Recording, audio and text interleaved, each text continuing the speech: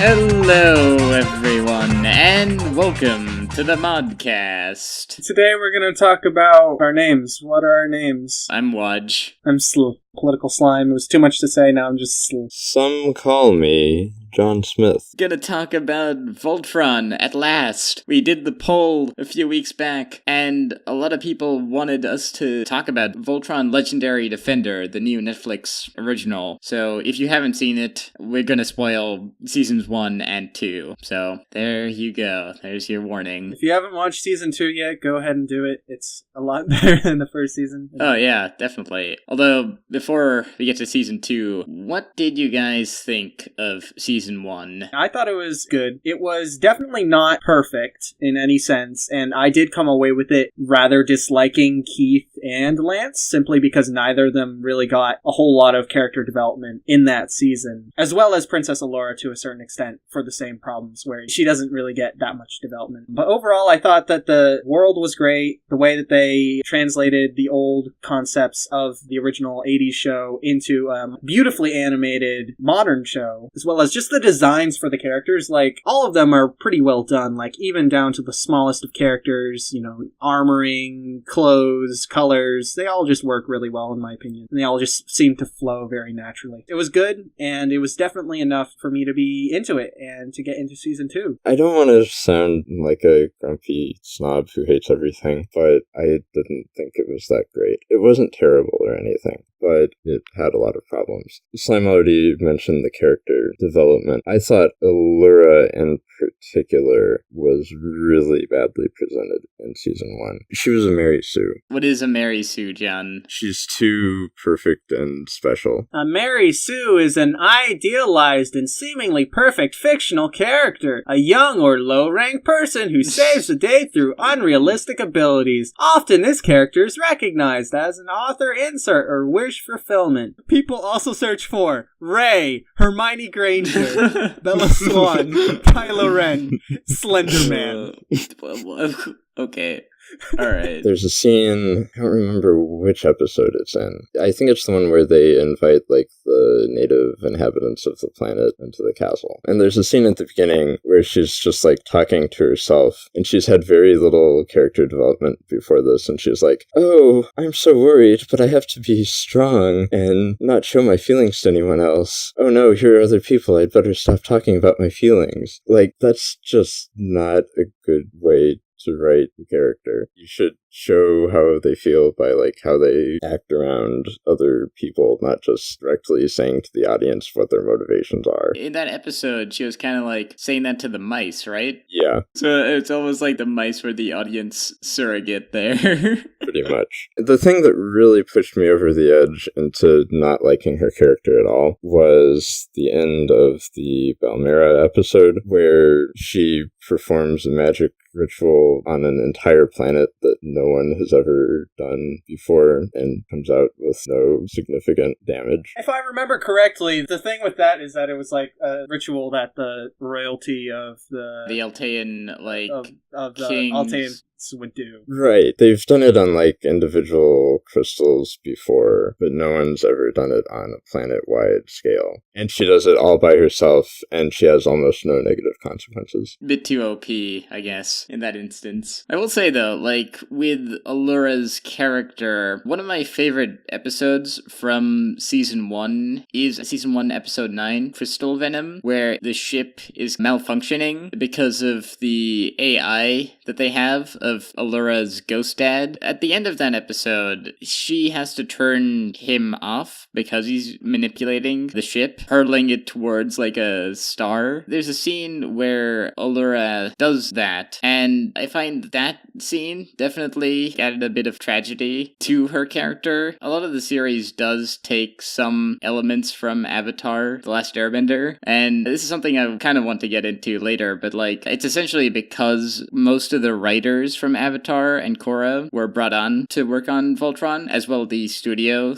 Mir, who had animated Korra, also animated this series. There's, like, that same kind of through line where both Coran and Allura are from a dead civilization and they've been in like stasis tubes. It's kind of like what they did with Avatar, especially towards the end. I feel like Allura does kind of redeem herself. There's a part where they have to infiltrate the Galra base, and she actually uses like her Altean powers. New powers out of nowhere. Why couldn't they have introduced that in the pilot episode instead of the mice? The way they do it, it makes her seem even more like a Mary Sue. If they just established it at the beginning, it would have been fine. That is true, because it's like at the very end that she uses that power, and I don't think she uses it again in season 2 either. So it's just kind of like wasted potential, since Coran is an Altean, and that seems to be just a power that the Alteans have. Like, that's part of their DNA, because they're like peacekeepers between other species, so they can kind of like shapeshift into other forms. Unless it shows up again, I'm gonna assume it was just lazy writing for that episode. It's a cool concept, but like, A, we need to see like Coran doing it, just to show that like, okay, it's not just an Allura thing, it's a species thing. And B, like, yeah, if it doesn't show up again, then like, what's the point of that? One thing about the hologram dad, that was definitely one of the better scenes in season 1 where she had to deactivate it. But my issue is, why do that so early in the show? They barely did anything at all with the hologram dad. He was basically just there for her to have to deactivate him. Yeah, they could have definitely had the artificial intelligence have more of a presence throughout the season, because for quite a large part of it in the middle, they're on the Balmera. What do you think about the mid-season? Because there's also like an episode where on their way to the Balmera, they have like a tangent where they meet these bounty hunters that show up for one episode, or at least as far as we know. I thought it could have been cut and then they kind of go straight to the Balmera. It seems kind of weird, like that's just sort of stuck in the middle there. It was definitely filler. I don't know why everyone had such an issue with like fillery episodes and stuff. Like, yes, at the same time it's not directly relevant to the plot, but at the same time it's world building. It's showing that there's people out there and they do things, and not all of them are nice. It did do a better job of world building than some of the other things. I thought there was a lot of good development for Hunk in that episode, as well as the other Balmera episodes, which I thought was interesting because from the way the first episode was going, I thought for sure that like Lance would be kind of the pseudo main character of the series. I also had that thought as well, especially with how they opened it up with him on the training deck and him being the pilot, and plus him being the first person to find the lion. But no, that doesn't end up being the case, and I actually like that they did that. I do agree with all points regarding Allura's Mary Sue-ness, and I definitely think that she could be written better, but I'd say that the other characters, they're alright. Lance and Keith are kind of relegated to being around sometimes. They sometimes don't like each other, but other times they like each other, but sometimes they don't like each other. That's pretty much why they're there in season 1. The rivalry could be set up so much better than it actually is. No, he has a mullet. He's no good. I actually liked the way they set it up. I liked it because Lance has this, like, huge rivalry with Keith in his head, and Keith isn't even aware that Lance exists. I have no problem with it being like the one-sided rivalry thing, but later on it just sort of gets to the point where it's like, oh, Keith and Lance can work together, yay! And then it's like, no, we can't work with each other. And then it's like, oh, Keith and Lance can work with each other now, yay! Oh, no, now they hate each other again. It's like, it's not consistent. That's kind of my main problem with that. And plus the fact that, like I said, Keith and Lance get almost no character development in the first season, so pretty much their development in this first season is one-sided rivalry, and that's a great thing to do with like developed characters, but with non-developed characters it just doesn't. Well, actually, that reminds me, so at the beginning of season 1, Lance does have a moment, or actually they all kind of have a moment where they want to go back home to Earth. That's like one instance where there's like that bit of character development, but everyone has that, like mutually, so it's not really unique to him. Yeah. What do you guys think of Pidge, though? My problem with Pidge is she has the potential to have a good arc with, like, searching for her brother and whatnot. But after whenever she reveals to the rest of the team that she's a girl and she decides not to leave to look for her brother, basically her arc gets relegated to random moments of her trying to find her brother and that causing momentary problems for the rest of the team. It doesn't really go anywhere. And according to my sources, the writers have said that they're glad they're confirmed for however many seasons they have, because it means they can drag the arc on even more, which is not a good sign. One of the things that Allura says, which is interesting, and I wonder if they'll come back to it in a later season, is she was saying something like, an attack on your planet is inevitable. I wonder, will they ever go back to Earth in maybe probably. the last season or so? Probably. That seems like a logical conclusion since they're setting that up. I just thought that was quite foreboding and something I just forgot because of how they really just never mention it much. There was that random guy at the Space Mall who had Earth memorabilia. It wasn't explained how he got that. No, it doesn't need to be, John. It's great. It's Kaltenecker, the cow. The hoverboard. It's a silly episode. I realize it's a lighthearted, silly episode, and you probably shouldn't take it too seriously. But, for lack of a better word, I found it to be immersion breaking. This universe is supposed to be totally dominated by Zarkon, and I think they indicated that the mall was, like, under his control. Yeah, the mall cop, Zarkon. So if this thing is under Zarkon's control, like, where are all the guards ensuring that people pay all the ridiculously high taxes that Zarkon is no doubt imposing on them? It's such a nice, clean place. It doesn't feel like it's part of a dictatorial regime. If this is what life under Zarkon's empire is like, I'm all for Zarkon controlling everything. Yeah, okay. Maybe Zarkon just doesn't care about the mall at all.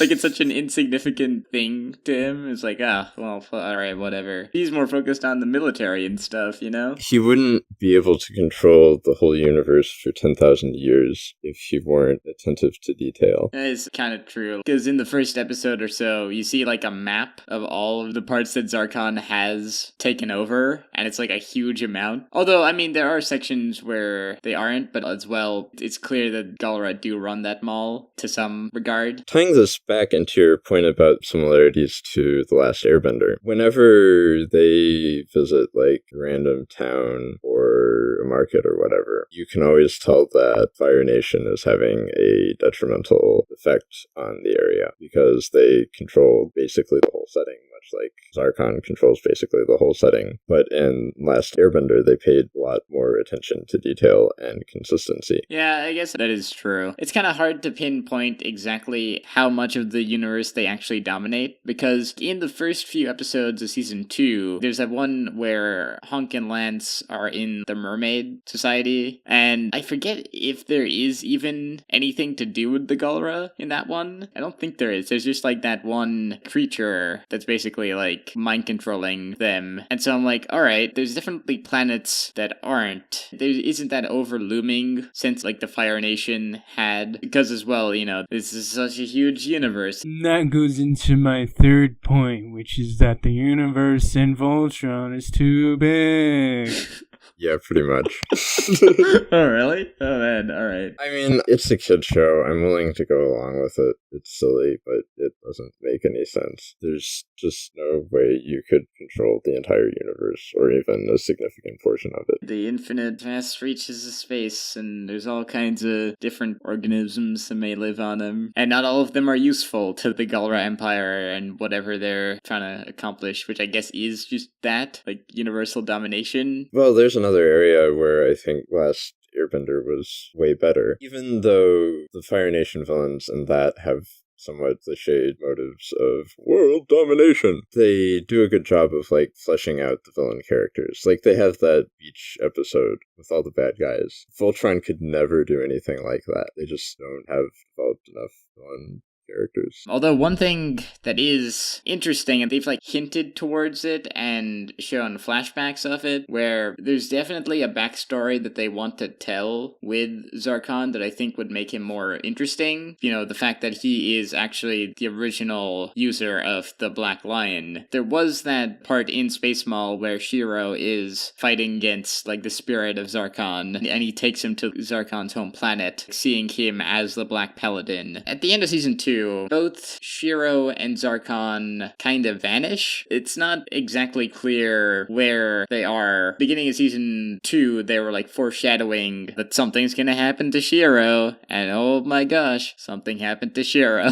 I just want to say, Shiro is definitely going to kick the bucket sooner or later. He would not be grooming Keith to replace him if the writers didn't plan on killing him. I do wonder if they are going to be killing off main characters. With Shiro and Zarkon, I think they're going to be in that astral plane for season 3, and they kind of be duking it out. Zarkon does have a lot of presence in season 2 as he's chasing Team Voltron. I felt like that was actually really reminiscent of an episode of Avatar called The Chase. Essentially, Team Avatar is all worn out from a mission, and they're flying on Appa. They're all tired, but they have insomnia because they're being chased by Azula. It was basically that episode, but throughout the entire season, or at least for season 2, episode 5, because they just get off of fighting that green cube thing on that one planet with the tech wizards, or the plant wizards. It was a really neat concept there. They all want to go to sleep, but they are in confrontation with Zarkon. I felt like that was really cool. It kept up the tension, the stakes, I felt. They're higher. I think that Zarkon becoming all angry and crazy was a terrible part of the character, and I felt like it was really unnecessary. And also Zarkon's a Mary Sue. Villains are allowed to be overpowered because it makes them more threatening. I did actually like how Zarkon starts off being more reasonable as far as like how far he should go, but as he gets more and more obsessed, he just loses all sense of reason, and that's the reason why he falls. He is like a really overly powered villain, and you know, there's no way that if he had been totally competent that Team Voltron would have ever defeated him, but because he wasn't, it gives a reasonable reason why they were able to defeat him. Yeah, it's kind of like the climax of Avatar with Katara fighting against Azula, where Azula kind of breaks down, even though she's clearly more powerful. She gets outwitted because she's kind of insane. The Bayards, I felt, was a really neat concept. It's like the keys to whatever new ability that they have, but also functioning as weapons that fit with the lines that they have. Did you want to say something about the mice, though, Slime? I understand. There were talking mice in the originals, and you're trying to bring them in a way that almost sort of makes sense. Good for you. Please do not use them. Just kill them. I would cheer if the mice died. Because, like, they serve literally no purpose except to advance the plot. That's literally their sole purpose, is advance the plot. And sometimes be comic relief, but why do you need characters that are plot devices and comic relief when you've already got characters that are comic relief, and you've already got characters that can advance the plot? You've already got a Mary Sue princess who can do anything, pretty much, and yet you still have to have her and control mice. Why? I don't understand. They really should have combined them into one creature. Maybe they could have given that more personality. Like, this whole thing kind of reminds me of what they did with the Thundercats reboot. Because in Thundercats, there was the character Snarf, who was like this really annoying talking cat in the original. And what they did for the reboot was take away his ability to talk and essentially just make him like a pet character. But yeah, with this, I think they might have been trying to do the same thing, but it really doesn't work. They're approaching it not as a, okay, we have to stay faithful to the originals. Like, throughout every single one of their interviews, they've been like, no, we understand that while you have to have elements of the original, you don't have to have every single thing, like changing pitch to a girl. That's a thing that they did, and it worked out great. Why do you need to keep the mice? Tell me one reason why the mice need to be kept. It just occurred to me that, like, that is a very Avatar thing. The mice are in the stasis tubes as well, like Appa, and like Momo is like, they're both the remnants of that civilization. Did they just kind of take that element? Like, I don't know, I haven't watched watched the original, so I don't know if the same kind of thing occurred. It is eerily similar. I think they were trying to recapture the magic of Avatar in some regards, and I don't know if they really, do they come close, do you guys think? No, not to the original. No. I still hold by my statement that it's better than Korra. I really like the show. It doesn't really come close, in my opinion, to episodes in Avatar. It is definitely a show that I will probably be rewatching multiple times, and it kind of reminds me of Avatar. It is its own thing, though. It isn't Avatar, and I'm like, alright, I like it. I like where it's going, and I think that, especially with Season 3 coming up in September or so, if they give the characters more development, I think That's the thing, though. They've had 2 seasons, and the characters are still pretty two-dimensional for the most part. I've kind of been saving this for last, because this is really my big criticism that really kind of sinks to the show for me. Compared to better cartoons like Avatar, these characters just aren't very fleshed out. They have strong, basic personalities, which, I mean, is a good start, but a lot of them don't really have that much more. Even, say, we were talking about Pidge earlier, and she has, her arc where she's looking for a family, and, she's a tech nerd, but she just doesn't have the emotional and relationship complexity, and that goes for all the characters in the show, I think. Yeah, I mean, especially with what they try to do with Keith and his whole origin, I guess, that he is actually half Galra. Yeah, and again, having a character who's half alien is an old sci-fi trope that's been done much better elsewhere. It's kind of weird because he's part Galra, which is the enemy species, and that's interesting, but the thing is, he's apparently, I guess, the branch of the Blade of Marmora, and it's he's part of the resistance, though. So the idea is that, not all Galra are bad, but they have already sort of stated that Keith's revelation doesn't really change much in their perspective on things. Except for in Allura's case, well, which she okay, has yeah. an unnecessary bout of racism. For a few episodes. I think we can all just declare that Allura is, the worst character. Yeah, she definitely is. Dude, we haven't even talked about Coran, though. He's, the best. Coran is enough to save the show in and of itself. The rest of the characters, no development, doesn't matter. Coran saves everything. Coran is very good comic relief. I will give the show that. He's good comic relief, but like Sokka, he's not entirely comic relief, and I enjoy that. Here's my thing with Coran. I think it was last or second to last episode of season 1. They're all, distraught that Allura has been captured, and, they start arguing amongst themselves. And it's mostly calmed down, and then Coran starts out of nowhere blaming Shiro. It feels to me like they're trying to make his character seem more developed without actually doing any work beforehand to make it make sense. Nothing he'd done up to that point seemed to gel with that. There's certain instances where he brings up, life on Altea, and yeah, it is played off more for laughs. There's, little details where you get a bit of his, backstory. In the Space Mall, he's oh yeah, I went to the black market, traded the space pirates and whatnot. He plays well as a comic relief character, though. I want to make another rant about Allura, though, because I ranted about her in season 1, but not in season 2. Okay, go So ahead. here we go.